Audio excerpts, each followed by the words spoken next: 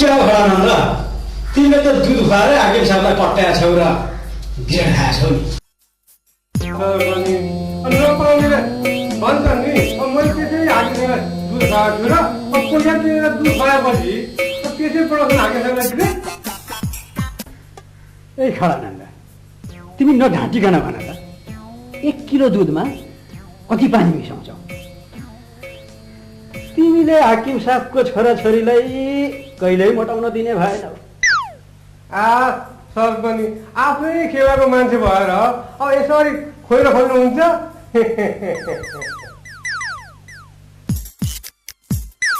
अरे शिवप्रसादजी, म एक दिन यसको घरको बाटोबाट जाँदै थिएँ। दुध दुले बेलामा दुधको बाल्टिनमा टन्नसँग कलको पानी भर्दै थियो। बुझ्नुभयो?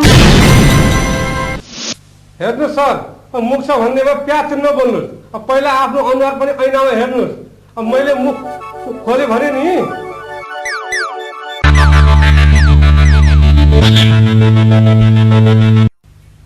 सधैँ दुधमा पानी मिसायो भने कहिलेकाहीँ यसो चाडपर्वमा पानी नमिसाएको दुध खुवाएर धर्म गर्ने काम गर। के गर्नु सर, अब हाम्रो घरमा दुध पानी अलि बेच्नु हुन्न। फुलले त रिसाउँछन्।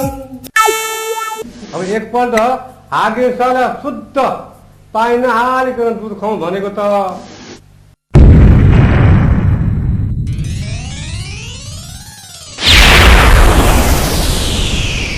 ए नन्दे, तिमीले पाउडर मिसाएर दुध मेरो घरमा पनि बेच्न ल्याउने, मेरा केटाकेटीहरूलाई बिरामी पार्ने, तिमीलाई पनि छेरौटी चल्ने ठाउँमा पठाउनु पर्यो क्या? के गर्नु सर, आजकल शुद्ध चिज कसैलाई पर्दैन। किनकि यहाँ सबैको लिभरै खराब छ।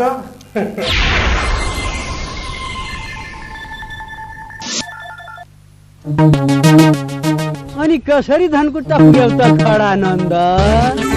दसैँको बिदा बेला सबै हाकिम साहबहरू घरतिर सवारी मलाई क्वार्टर हुन राखे। दसैँको बेला हाकिम साहबले पालेको कुकुरको छाउरा यसले पनि खास भनेर एकपल्टको मासु के दिएको थिएँ। बचियाले खाँदा खाँदै हड्डिनु अड्काएर मरेको। त्यसैले बासहरूमा धनकुटा। त्यहाँबाट सुरु भयो दशा। अब विदेशबाट खै कुनै कति डलरमा ल्याएको त कुकुरको छाउरो। अब 100वटा खडानन्दले पनि त्यो एउटा कुकुरको छाउरोको क्षतिपूर्ति दिएर सक्दैन। त्यसपछि क्वार्टरमै भात पकाउने भाँडा मोल्ने काजमा खटाइयो। एक दिन राति भाँडा मोल्दै थिए।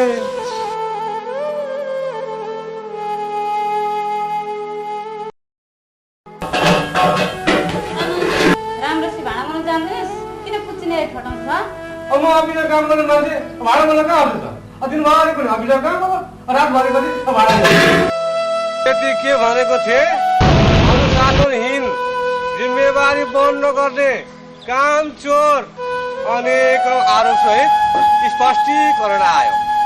मैले पनि दिएँ नि सर स्पष्टीकरण। पिउनको जागिर त हो, अब बढ्नमा धक्का लाग्नु पर्ला छैन। त्यसैले धनकुटा पुग्यो। मैले त सुनेको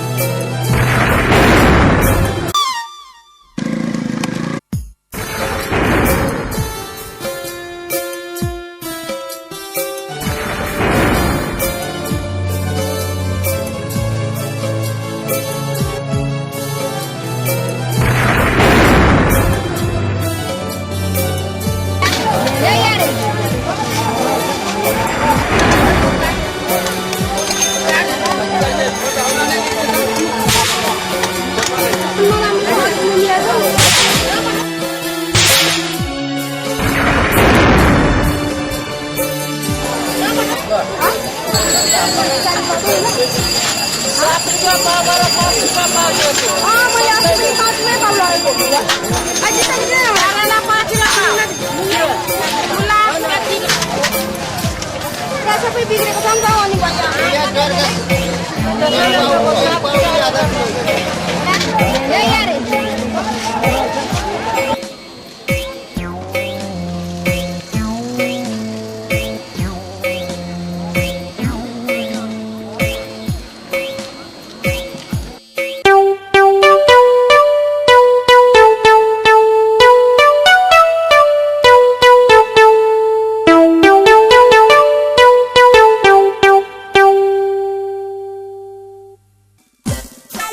नमस्कार।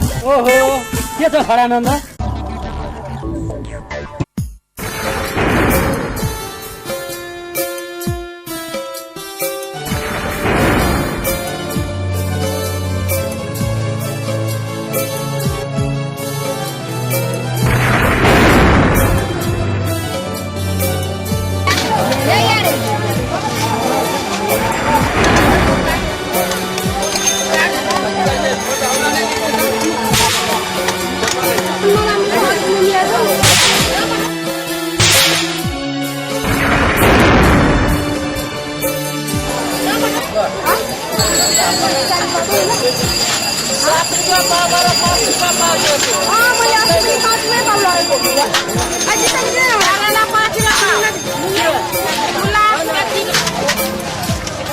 सबै बिग्रेको सम्झाउने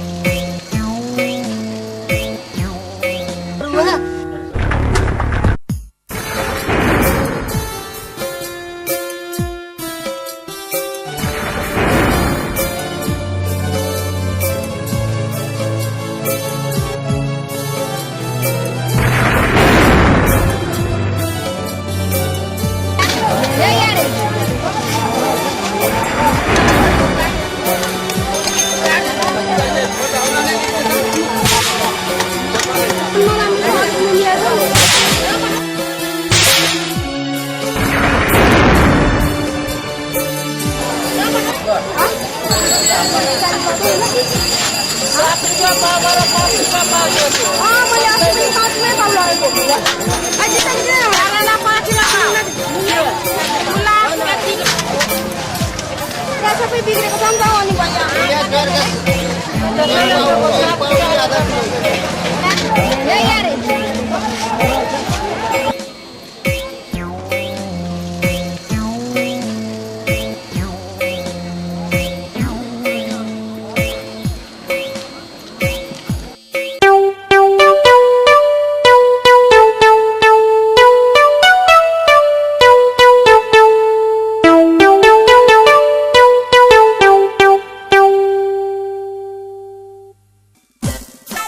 नमस्कार। ओहो के छ खडानन्द? मैले त गाई बेचे नि सर। हजुरले साह्रै रिस गर्नुहुन्थ्यो। तिम्रो चाकरीको फर्मुला पनि फेल खाने भयो होइन त? फेल खायो नि सर। त्यसैले त बेचे नि सर। कहाँ छौ त खडानन्द? कहाँ हुनु नि सर? सर गएपछि मलाई साह्रै दशा लाग्यो नि। एक वर्षमा 3 ठाउँ सरुवा, त्यो पनि दुर्गम पहाडमा। कहाँ पुग्यौ त? कहाँ नि सर? धनकुटा, त्यसको 3 महिनापछि त्यसमा पनि निम्न